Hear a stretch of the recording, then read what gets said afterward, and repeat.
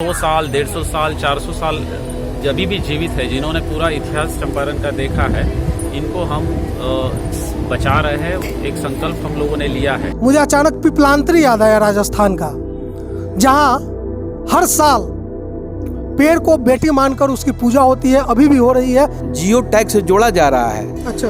और एक जो ऐप बनाया गया है, और वो ऐप से ये आपको पता लगेगा कि उस वृक्ष का कितना उम्र है, कितना मोटा है, कितना साइज का है, वो क्या चीज़ का है, कब का है।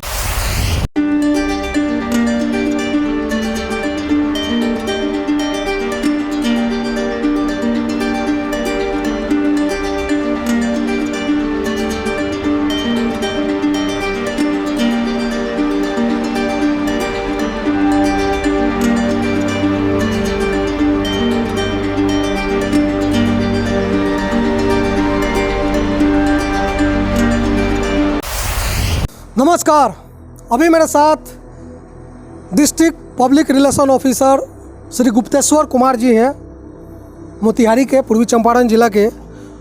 और आप सोच रहे होंगे कि सर तो हम लोगों को खबर भेजते हैं, इनसे हम लोग अभी इस वक्त क्यों बात कर रहे हैं। तो बात इसलिए कर रहे हैं क्योंकि आज 20 तारीख है और 22 तारीख को राखी है, और पूर्वी चंपारण का जो जिला एडमिनिस्ट्रेशन है वो एक बार फिर एक ऐसा काम करने जा रहा है जो मेरी नज़र में कम से कम काबिले तारीफ़ है, और एक ऐसा स्टेप है जिसकी चर्चा आने वाले समय में पूरे देश में होगी, निश्चित होगी।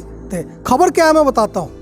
खबर यह है कि 22 तारीख को रक्षाबंधन के दिन जिले के लगभग 15,000 पेड़ को पंचायत स्तर पे जो जुड़े पंचायत के लोग हैं वो लोग राखी बांधेंगे। जीविका दीदियाँ राखी बांधेंगी, पंचायत के जो पदाधिकारी हैं वो राखी बांधेंगे।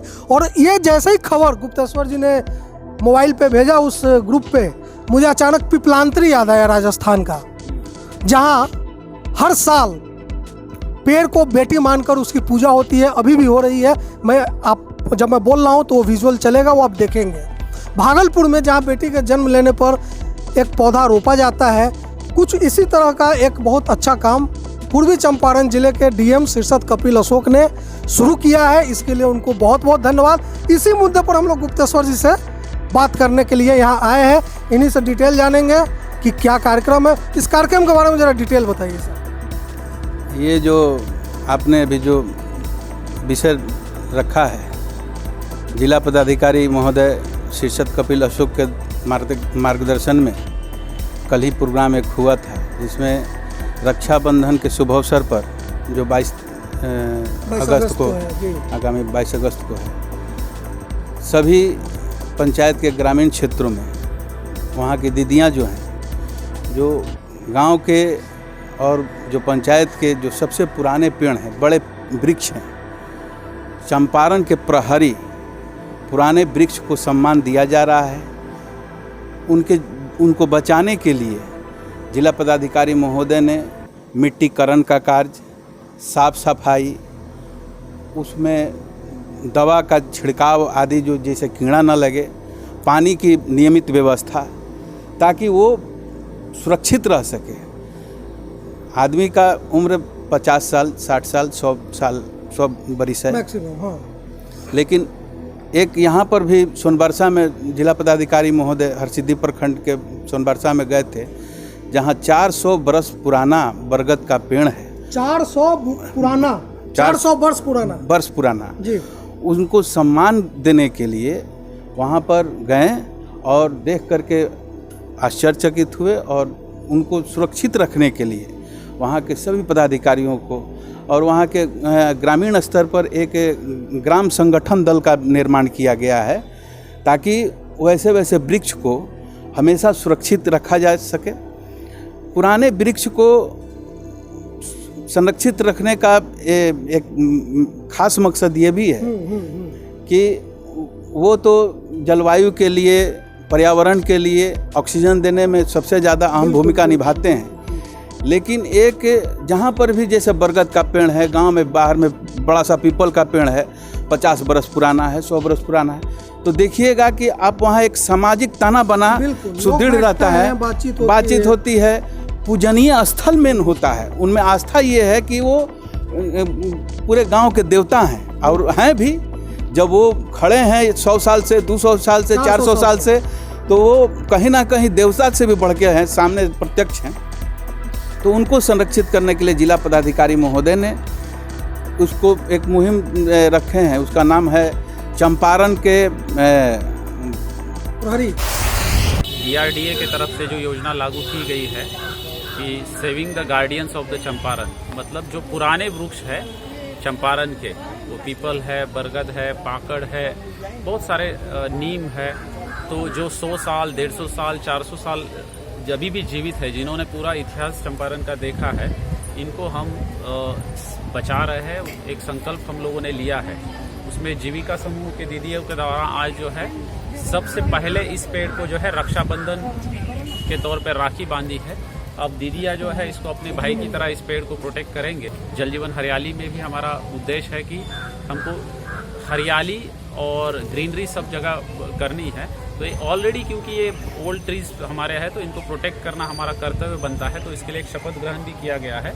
मैं DDC साहब, DPM जीविका, डायरेक्टर DRDA, DPO मनरेगा और यहाँ के जीविका का जो संगठन है, मैं उनको धन्यवाद देना चाहता हूँ कि उन्होंने आगे बढ़ के जो ये कदम उठाया है। ऐसे 1450 पेड़ों को हमने आइडेंटिफाई किया है, जियो टैगिंग किया है। पुराने वृक्ष जो हैं वो उनको संरक्षित करने का उन्होंने ये भारतीय संस्कृति है, जहाँ बूढ़े माँ बाप, बूढ़े लोगों की देखभाल होती है। उसी संस्कृति को फॉलो करते हुए तकरीबन 400 साल या 50 साल चंपारण में आप जाएंगे, मोतिहारी में मेन रोड में भी जाएंगे आप स्टेशन से मीना बाजार की तरफ, तो कई ऐसे पेड़ हैं जो 100 साल के करीब के होंगे। वो एक एक करके अब उखड़ते जा रहे हैं। हाल ही में पोस्ट ऑफिस के पास एक बहुत बड़ा पेड़ गिरा। अगर ये चीज़ पहले से किसी ने सोचा होता कि पुराने पेड़ों को खाद, मिट्टी, पानी, दवा देना है, संरक्षण और संवर्धन, हाँ, इसके लिए सारी योजनाएं बनाई गई है। और जीविका दीदियाँ, कितने पेड़ हैं इस तरह के, कुछ काउंट? आज अच्छा, दूसरा चीज़ ये है कि इनको जियो टैग से जोड़ा जा रहा है। अच्छा। और एक जो ऐप बनाया गया है, और वो ऐप से ये आपको पता लगेगा कि उस वृक्ष का कितना उम्र है, कितना मोटा है, कितना साइज का है, वो क्या चीज़ का है, कब का है, उसको सारा जानकारी उस ऐप पर मिलेगा।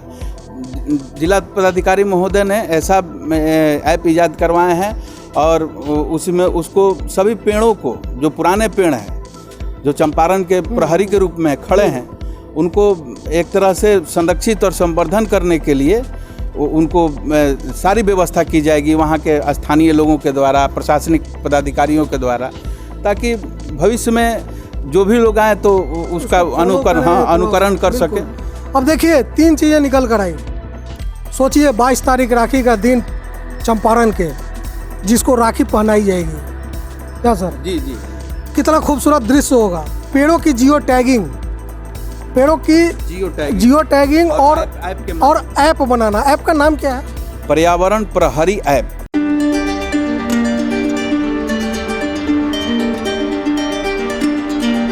पर्यावरण प्रहरी ऐप मतलब जियो टैगिंग, पर्यावरण प्रहरी ऐप, 15,000 वृक्षों को रक्षाबंधन, कितना खूबसूरत दृश्य होगा। यह बिहार जैसे स्टेट के लिए क्या गर्व करने की बात नहीं है?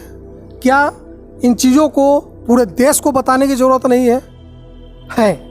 इसके लिए गुप्तेश्वर जी, आपका, DM साहब का, जिला प्रशासन का, इस सोच का बहुत बहुत धन्यवाद। तब तक देखते रहिए फाइनल पोस्ट। नमस्कार।